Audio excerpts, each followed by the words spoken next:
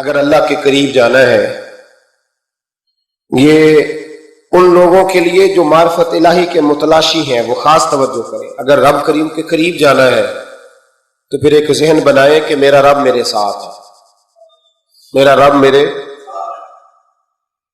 نحن اقرب الیہ من حبل الورید۔ اور درویش کہتے ہیں جے میں تینوں اندر جانا تو پھر مقید جانا، جے میں تینوں باہر جانا تے اندر کون سمانا، اندر بھی تو ہے تے باہر بھی تو، وچ بلا کون نمانا۔ پھر تصور کریں کہ اللہ میرے ساتھ ہے۔ حضرت جنید بغدادی رحمۃ اللہ علیہ کہتے ہیں میں نے اپنے مرشد سے کہا کوئی وظیفہ جو پڑھا کرو، فرمانے لگے جنید پڑھا کر کہ اللہ میرے ساتھ ہے اور اللہ مجھے دیکھ رہا ہے، یہ وظیفہ پڑھا کر۔ کیمرے لگا دیے ہر جگہ ہماری گورنمنٹ نے، کہتے ہیں کیمروں کی مدد سے پکڑا گیا، کیمروں کی مدد سے مسجدوں کے دروازوں پہ کیمرے، ایئرپورٹوں پہ کیمرے، ریلوے اسٹیشن پہ کیمرے، بڑے بڑے جنرل سٹور پہ کیمرے، نیچے لکھا ہے خبردار کیمرے کی آنکھ آپ کو دیکھ رہی ہے۔ کیمرے کی آنکھ دیکھے تو لوگ گناہ نہیں کرتے، تو یہ کیوں نہیں سوچتے کہ رب ہمیں دیکھ رہا ہے؟ یہ تصور کیوں نہیں جمتا کہ رب ہمیں؟ اور اللہ فرماتے ولی من خاف مقام ربہ جنتان، جو اللہ کے سامنے کھڑے ہونے سے ڈر جائے گا نا، اللہ اسے 2 جنتیں عطا فرمائے گا۔ اللہ اسے ایک دفعہ اگر کوئی ڈر گیا اللہ کے سامنے کھڑے ہونے، کتنی دفعہ بولے تو صحیح؟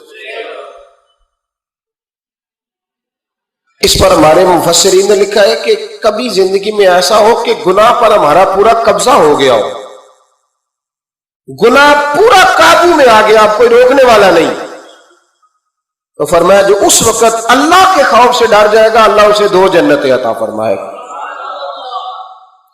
امام شافعی رحمۃ اللہ علیہ کے زمانے میں نا ایک بادشاہ کا اپنی بیوی سے جھگڑا ہو گیا، تو وہ بھی ملکہ تھی، کسی بادشاہ کی بیٹی تھی، شہزادی تھی، اس نے بھی سخت جملہ کہا، کہنے لگی چل دور ہٹ جہنمی، معاذ اللہ۔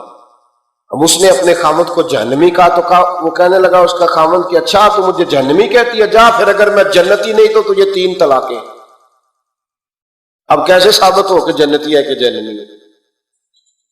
کیسے پتہ چلے گا؟ علماء سے پوچھا تو وہ کہنے لگے ہم کیسے بتائیں، کون ڈگری دے کہ تو جنتی ہے کہ جہنمی ہے؟ بات دور نکل گئی۔ امام شافعی کے پاس گیا، وہ رسوخ رکھتے ہیں علم فقہ کا، ان کے پاس گیا، جا کے کہنے لگا حضور یہ مسئلہ ہے۔ امام صاحب فرمانے لگے اکیلے میں مجھے ملتے ہو؟ وہ اندر آیا، کچھ دیر گفتگو ہوئی تو امام صاحب فرمانے لگے لو جی یہ بندہ جنتی ہے، اس کی بیوی کو طلاق کوئی نہیں ہوئی، یہ جنتی ہے۔ آپ کو پتہ ہے لوگ فتویٰ جلدی دے دیتے ہیں، کچھ لوگ خلاف تقریریں کرنے لگے کہ بادشاہ تھا تو امام صاحب نے بچا لیا، کیسے آپ نے ڈگری دے دی کہ جنتی ہے جی؟ تو امام صاحب کہنے لگے تم بحث نہ کرتے تو میں بات پردے میں رہنے دیتا۔ سنو، میں نے بادشاہ کو تنہائی میں بلا کے پوچھا ہے کہ کبھی اللہ سے بھی ڈرے ہو؟ صرف اس لیے کہ اس وقت اللہ دیکھ رہا ہے۔ یہ نیت کبھی بندوں سے ڈر کے تو بندے بڑے گناہ نہیں نہ کرتے، کبھی اللہ سے ڈر کے بھی چھوڑا ہے؟ تو بادشاہ کہنے لگا بالکل چھوڑا ہے۔ میری ایک کنیز تھی بڑی خوبصورت، غریب گھر کی ملازمہ، غریب گھرانے کی تھی، ایک دن میں آیا تو میرے کمرے میں صفائی کر رہی تھی، معاذ اللہ میرا اس پہ دل آ گیا، میں نے دروازہ بند کر لیا۔ دنیا کی کوئی طاقت نہیں تھی، میرا اپنا محل تھا، مجھے کچھ دیکھ بھی لیتا تو کسی میں جرت نہیں تھی مجھے منع کرنے، اور میں چونکہ حکمران تھا، مطلق العنان تھا، کوئی شکایت بھی نہ کرتا۔ لیکن جب میں نے اس کی طرف ہاتھ بڑھایا تو اس نے ایک ہی لفظ کہا، کہنے لگی تو اللہ سے نہیں ڈرتا؟ تو اللہ سے نہیں ڈرتا؟ کہنے لگا کوئی نہیں تھا امام صاحب مجھے منع کرنے والا، کوئی نہیں تھا، لیکن جب اس نے کہا تو اللہ سے نہیں ڈرتا تو میں کانپنے لگا۔ میں نے اس سے معافی مانگی، غریب ملازمہ سے میں نے بادشاہ ہو کے معافی مانگی، میں نے معافی مانگی، پھر میں نے دروازہ کھولا، کہتے وہ چلی گئی۔ امام صاحب کہنے لگے اٹھ میرے سینے سے لگ۔ کہا حضور کیا ہوا؟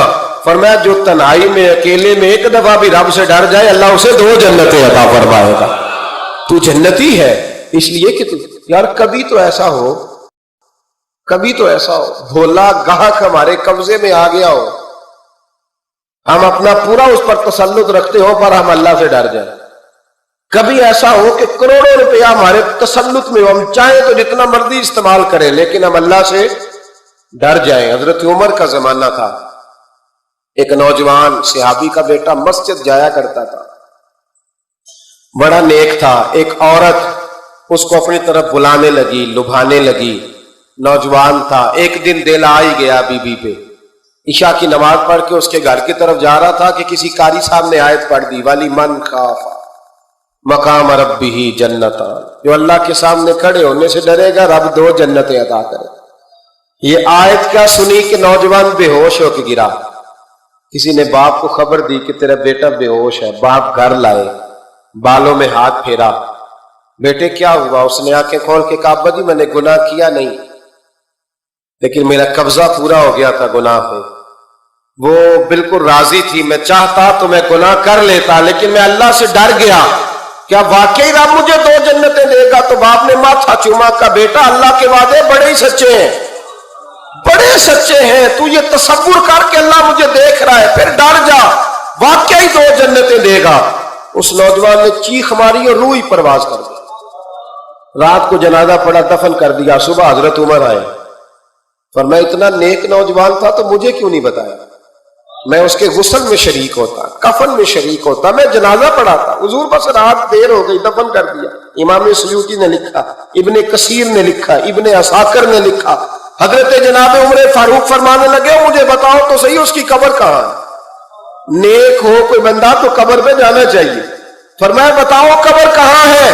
حضرت عمر کو قبر پہ لے گئے تو سیدنا فاروق اعظم قبر پر کھڑے ہو کے فرمانے لگے نوجوان مجھے امید ہے اللہ نے تجھے 2 جنتیں دی ہوں گی.